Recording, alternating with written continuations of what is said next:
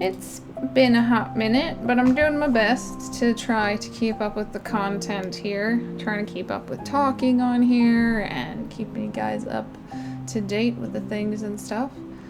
I'm gonna have to have another bone marrow biopsy done, which I'm not looking forward to. I've had 2, and the first one I went into shock with, and the second one I nearly went into shock.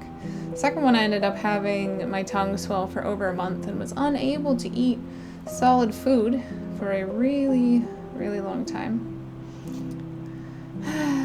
So there's that. Not really looking forward to this one because I don't know how my body's going to respond to it. But I think it has to be done. It has to be done to see if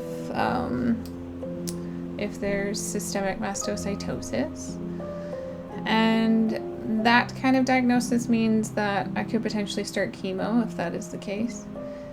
It will be a potential long and troublesome journey still, because mastocytosis is a harder diagnosis to pursue. And I'm not saying I want it, because I don't want to have any of the stuff that I have, but I have accepted what I have. My hope would be that if I do have it, I would be able to do the chemotherapy. So there's that. And because I do have a high tryptase level, which is you can have that done with a 24 or 48 hour urine test. I don't remember, it's been a while since I've done one. And there's a blood test called a tryptase test where they get like your baseline marker, and they can also do a test when you're in anaphylaxis. And because my number is over the normal limits all the time, I do have mast cell disease indicated from that test. It does suck, but at the same time, like, all of these illnesses have taught me so much. As much as it, like, sucks to be sick at times, I'm grateful in a way because it's really helped to shape me into the person I've become today, which is someone who tries to be understanding of other people, who wants to understand other people more. And I think that without the illness, I definitely wouldn't think the way that I do about things. I don't know if you can hear Theo chirping in the background. I think there's someone on his lawn.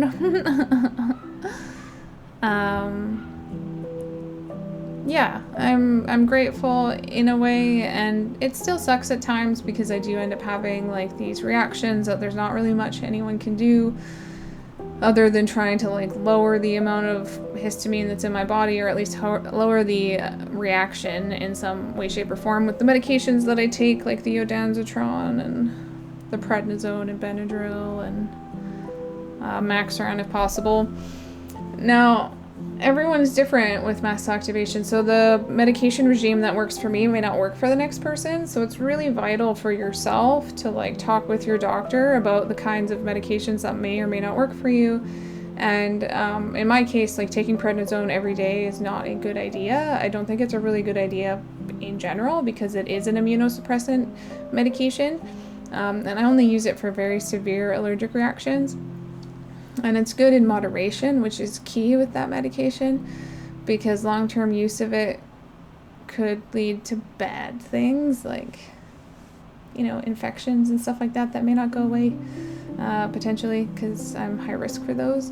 So it's kind of just like keeping an eye out and, like I said, working with your doctor and telling your doctor, hey, no, this medication didn't work for me, or yes, this medication did work. And keeping that conversation and dialogue open with your doctor is vital to not only your medical care, but your survival when you're living with a very complex illness like mast cell activation. So thanks for being here and checking out my video. I appreciate you guys a lot, and that you guys keep coming back and that you ask questions and stuff. And I hope to see you guys again soon.